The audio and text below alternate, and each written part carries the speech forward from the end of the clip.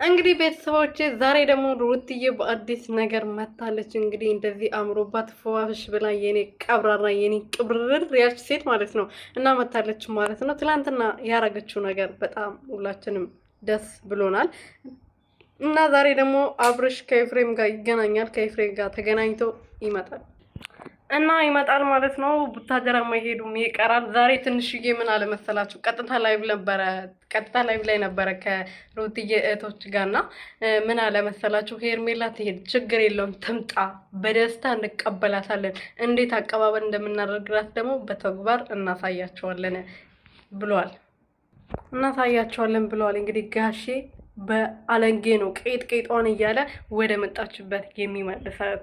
እሱ እንደሱ አይነት ርካሽ ሴት ለልጁ ሚስት እንድትሆን ለእነሱ ምራት እንድትሆን የሚመኙ ሰዎች አይደሉም። ጋሼ በጣም የተከበሩ ትልቅ ሰው ናቸው። ስለዚህ ትምጣ፣ እሷ ብቻ ትምጣና ምን እንደምናደርግ አብረን እናያለን ብለዋል። እና እውነቱን ነው ጋሽዬ። ይቺን የመሰለች ቆርቆሮ የሆነች ሴት የሚቀበል ይመስላችኋል? ያቺን የመሰለች ንግስትና ልዑል የሆነች ሴት ንግስት የሆነች ሴት ትቶ።